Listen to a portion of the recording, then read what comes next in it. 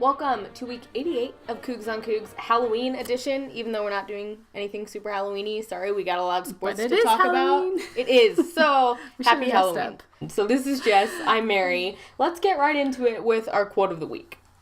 This comes from President Thomas S. Monson. One of God's greatest gifts to us is the joy of trying again, for no failure ever need be final.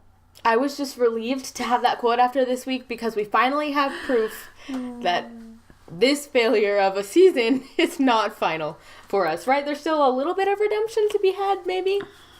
Yeah, some more wins would be great. 2-7 still is not great. Most important to me, the streak is over. Yeah, exactly. That failure of 7 in a row is done. It's done. We that can failure move on from is that not now. final. So there you go. I love that quote. So let's...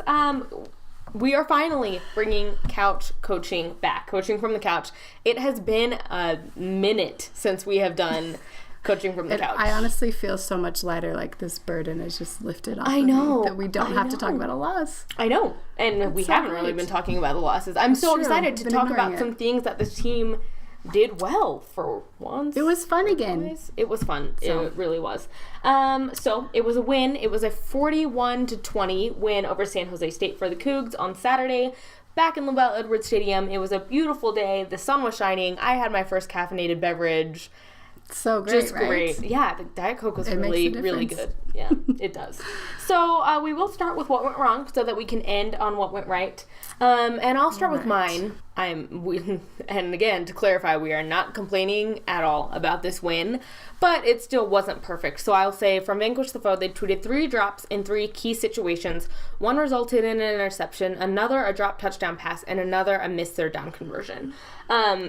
It's nice to be able to say we still got the job done, but a lot of the times those 3 mistakes could be the difference between you winning and losing. I know Neil Pau's dropped pass made me crazy because it wasn't a good defensive play or anything. He just dropped it. What about you, Coach Tyler? Oh, this one. So the wrongest thing, the most wrong that's happened in any of these games, I feel like, but again, in this one, is injuries. Yeah. It's like every game, it's like Key Russian players. roulette. Who are we going to lose this week? Yeah. And unfortunately, you had KJ Hall get injured after his great game. You had Fred Warner get hurt. We cannot lose Fred Warner. The one bright spot on this team. And then you also have Grant Jones, who is actually done for this season. It does sound like KJ and Fred are day-to-day. We have no idea what that means or how serious it is, but Grant's got an ACL, though, so he's done. If we can make it through Saturday without anyone going down, that would be amazing. Come on, is that too much to ask?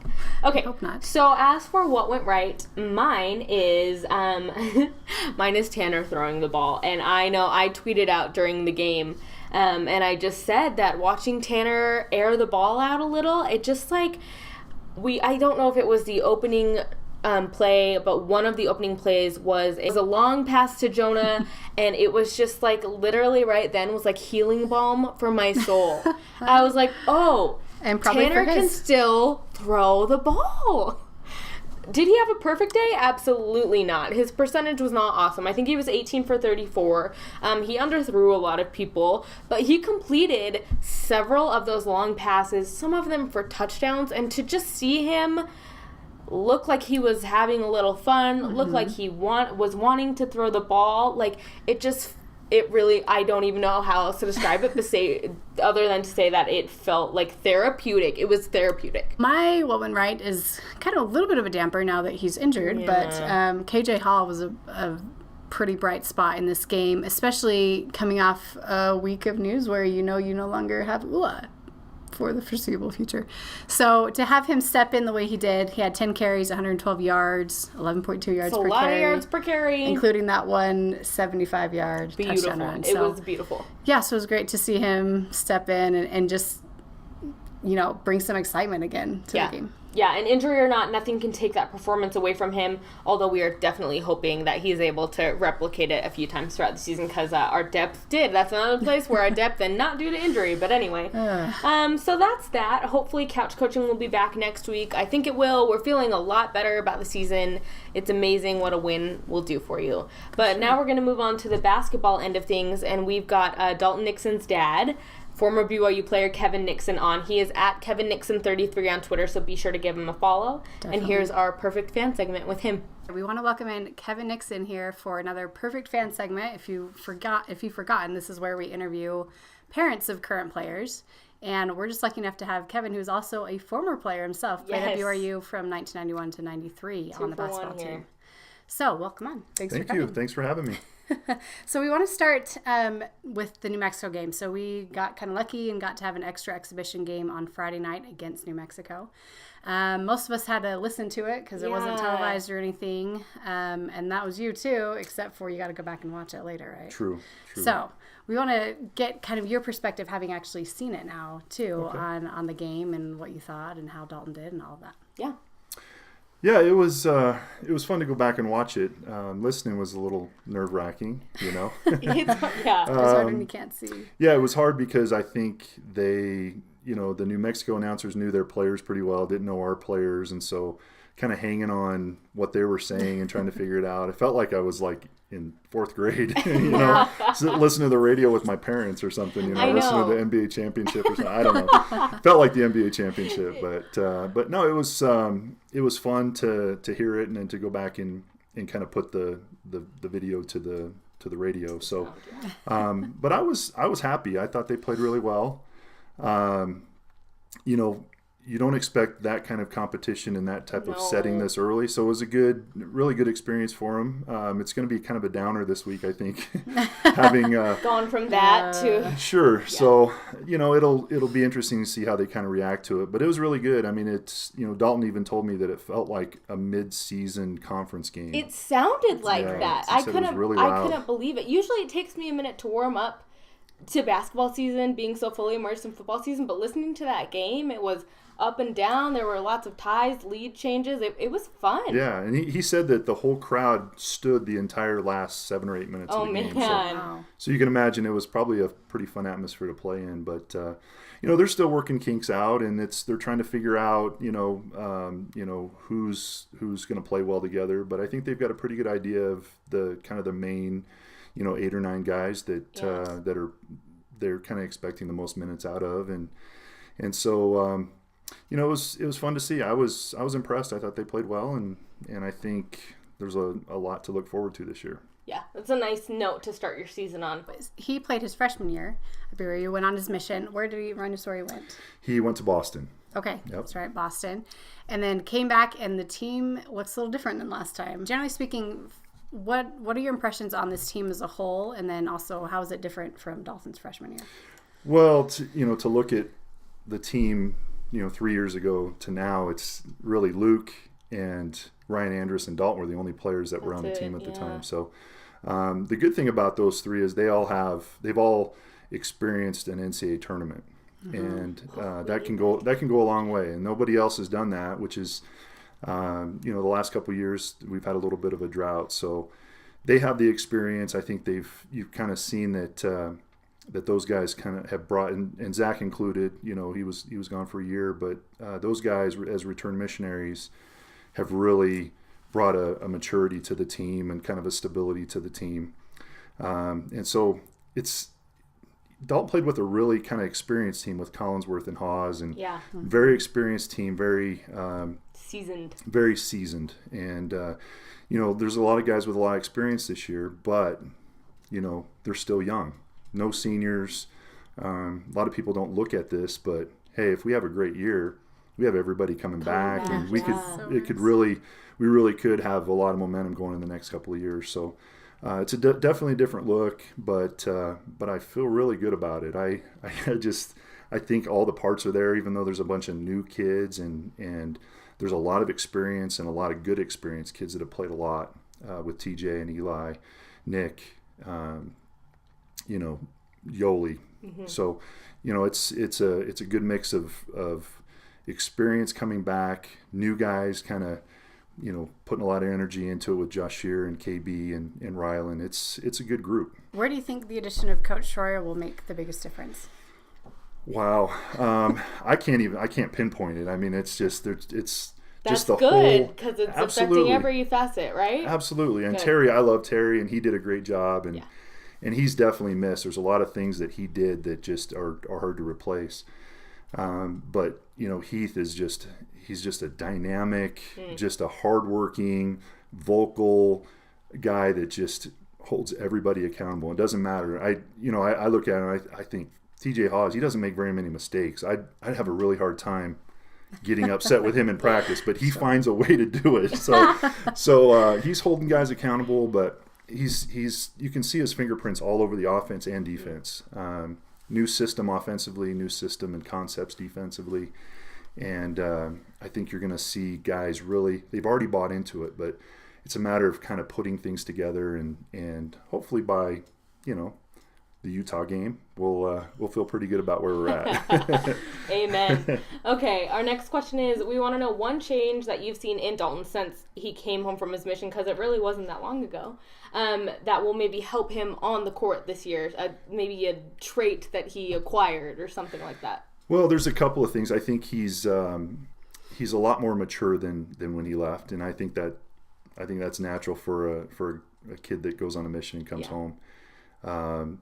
He's very a lot more focused than I've ever seen him, and that has kind of led him to really be focused on his game.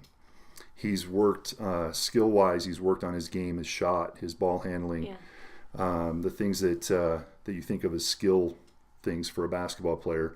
But then he's worked on his body, and he's made such a huge transformation with his body. It's been impressive. I've seen a lot of kids come and go, and I'm glad. I'm probably a little biased just because he's my son, but he has really, you can see completely different. He's got a completely different body than he had as a freshman. No, he totally does. And shout out to him. Shout out to Peyton. Peyton has a six-pack now. That's crazy. And Luke, too, I feel like has a completely different body post-mission. So I'm excited. Like, these guys look conditioned. Yeah, and Coach Shork has a lot to do with that. The strength coach is really, as soon as Dalton came home on a Friday, he was in his office on a Monday. Wow. And so he's ready to go, and Coach is just put all those guys down the right path. How involved did you get to be in that process of getting him back in shape and working out? Very little. I wish I could take some credit, but I can take zero credit for that, actually. But you got him to the gym the night he got home, so you get credit for that. I did, and then I found out I wasn't supposed to do that. No. So never mind. No, nothing. But it's he was. You could tell he was dying to get out there and do something. So. But they're like, hey, we don't want him doing any dunking or jumping or anything like that for a few weeks. And I'm like, oh, yeah, okay. My bad.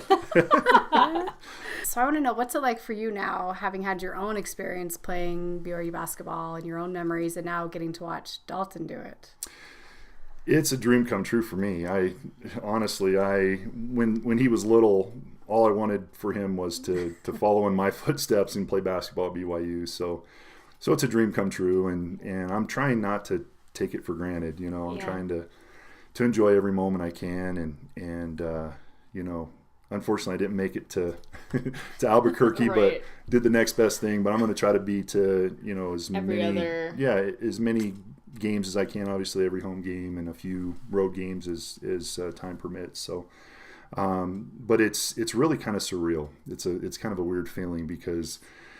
There's a lot of deja vu to it. He's talking about going and playing in the pit, and he's talking about the Utah game and things like that. And I experienced it, and I know how he's feeling, and I wish I could do it again. I feel like I'm kind of living through him a little bit. But it's been awesome to kind of fulfill a dream for myself and obviously for him. Yeah. So is there like a special dad's club? Like dads whose kids play BYU basketball, because I feel like you, Marty, who else we got? Well, I've been friends with Marty for so long, for years. I actually played against Marty.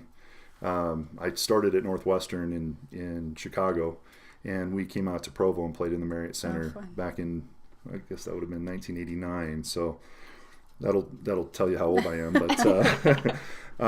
But yeah, it's kind of a cool club, Pretty exclusive. I feel like I belong now a little bit. The last couple of years I felt a little bit left out, but now that Dalton's home, I feel like I kind of belong. So. You definitely do. Love it. Okay, I think the last question we have for you is we always ask whenever we have parents on, we want to hear a story about Dalton when he was little. It can be funny, it can be embarrassing, it can be sweet, whatever it goes. He's not here, so you can say whatever you want, right? Well, if I say something embarrassing, I know it's going to get back to him, so, especially with my daughter sitting off to the side. I guess the one thing that comes to mind when I think of when he was younger, we went to a BYU basketball game. It was his very first basketball game, and we were in the tunnel underneath the stands, and it was he had to have been maybe 6 or 7 years old, and I remember him walking down the tunnel, and he stopped and said, "Dad, I'm going to play here someday." I told you I was going to cry. I told you I wasn't going to cry. I'm going to cry. And then he reminded me of that the day that he signed. Oh, wow. So he was probably 6 or 7 years old, and it's pretty kind of a tender moment for me, and it's still obviously a little tender. Yeah. But when I say it was a dream come true for me to have him play BYU, it really is. Well, we appreciate you coming on and sharing a little bit about Dalton's experience and your experience and everything, and we'll be looking forward to this season. Absolutely. For sure. Thanks so much. It's a lot of fun. Talk of the Town this week is going to start with this tweet from @Ben_801. His name's Lyle. He tweeted out pictures of Butch and Kalani. We love engagement photos. His tweet says, "These two are the best. Their kids will probably dunk on or decleat yours and then smile and help them off the ground." So that's about right. It does. And we just wanted to share these pictures because they're really cute and we're excited for them. February. Okay, next we wanted to give mad props to this guy, Warren Hallmark, who is @professor_Warren. And he said, at BYU football helmet history via mini helmet. Per the internet and Google image searches, he found 5 online, customized the other 11 himself. That is a pretty rad display. This from Matthew Edwards @BeCoachEdwards, grandson of LaBelle Edwards. It says, finally tracked down this book, first page. Hopefully their families will somehow benefit from the completion of this project. And it's... Am I the only one who didn't know this book existed? No, I had no idea. So this is LaBelle Edwards and Norman Chow's book, Winning Football with the Forward Pass. Let's appreciate those shorts on the cover, too. Yes, absolutely. Shorts. All right, moving into our couple little Halloween things. We will definitely have more Halloween stuff next week after all the players show off their costumes. But we thought this was really funny last week on the Sataki show. Coach Sataki said Fred is going to be the broccoli from VeggieTales. Which is like burn, Coach. Oh gosh, I think it's hilarious. It is hilarious. I would love to see that costume, Fred. Speaking of Halloween costumes, we have another suggestion. This tweet from Tasha Lynn 19 says, kid by me in the poster line asked Zach Salius why he wears his shorts like in the 80s. Response, the real question is why don't you? It's a good answer. From Zach. But I'm kind of thinking like the 80s, and then I just got done watching Stranger Things too, so it's like on my mind. But I look at Zach Salius, he's kind of got the Steve Harrington thing going on, especially when you throw in the 80s shorts. I can definitely see it. He could definitely manipulate his hair into the Steve amazingness. Zach, don't let us down. I know it's a little late, but the follow-up tweet to that, though, that Tashin said, is that Zach also confirmed he still rolls the shorts twice. Two times. Hashtag double roll. He better, because otherwise our hashtag would be irrelevant, and that would be sad. That would be sad. The BYU basketball office got a brand new addition, tweeted Aubrey Reeves, who's an administrative assistant in the office. That photo of Jimmer, that has to bring some good vibes this season, right? Oh, it would make me so happy to walk past that every day. I know. I would love going to the office. It's huge. If that was in my office. It's great. Absolutely. Oh, good times. This tweet from Dave Roberg, who's a creative design director for BYU Athletics, said, get your official BYU basketball game day shirts starting tomorrow at the BYU store. And they are available in short or long sleeves and royal or white. They're not bad. Interesting. No navy this year. I wonder what that means. A couple things we love to hear from the basketball team. This comes from Luke Worthington. He said, it's crazy how close we've grown in such a short period of time. Love our team. This is going to be a big time year for us. Whether it's true or not, whether he's just high on the team or not, this is what we want to see. We want to see them believing in themselves, believing in each other, and hearing them say how close that this team, where there's a bunch of newcomers and RMs blended with the guys who have been there, like to hear them say that they're gelling We love it. This tweet comes from Tanner Wilkinson at CoachWilk3, and he says, Yoli Childs is as good of a person as he is a player. Always shakes the media's hand following interviews. Thanks us all as well. I love that. So, that kid was raised right. That is definitely raised right. A couple things about our Cougs at the next level. This is from Terry Nashif. He quote tweeted this tweet from Scouting Mania. He said, "Love seeing this. Crush it, Eric. Mika, 95." And Eric put up some great numbers the other night for his Pesaro, I think his team is called. 20 points. He was 9 for 10 from the field, which is incredible, and he had 9 rebounds. So that's looking more like the numbers that he put up in college. So it's nice to see him having nights like that in Italy. A lot of dunks too. I mean, that always helps your field goal percentage. But totally. If we'll link to this tweet in the article, but it has a little 90-second highlight video too, which is kind of fun. And our other news in the G League is that Tyler Haas has made the roster for the Delaware 87ers. Woo! So now we'll have LJ Rose and Kyle Collinsworth and Tyler Haas all in the G League. So if they're coming to a city near you, go check him out. I'm excited to have Tyler back in the States. He did well in his time in Europe, and I think he'll be able to make a positive impact for these guys. That is it for Talk of the Town. You might have noticed that we didn't do an Along the Trail to Fame and Glory this week. We have really been slacking on that segment, but we promise next week for Vegas, we know a lot of Cougar fans in Vegas. We will definitely get someone. We'll have recommendations. Don't worry. Along the Trail will be back next week. But we've got one place to eat and one thing to do to recommend to you in Fresno. Our place to eat is called the Doghouse Grill. Comes from TripAdvisor. Looks really authentic. Looks like really good kind of barbecue type stuff. It's always crowded. And the things that the people recommended were tri-tip sandwiches, the french fries, and the ribs. That all sounds delicious. Yes. The one thing we do is the Forestier Underground Gardens, which is apparently Underground very cool. Gardens. I know. I've never doesn't heard it just sound cool? It does sound cool. And then also the Redwoods are pretty close. Like 45 minutes, so if you're headed that way. And if you're headed that way, tweet us pictures, enjoy the game, make recommendations to us, because we clearly don't have that many. As for what's next, today, Halloween, we've got Trunk or Treat with the football team. I believe that begins at 5:30 p.m. And that is in the southeast parking lot at Lavelle Edwards Stadium. I think the same place that it was last year.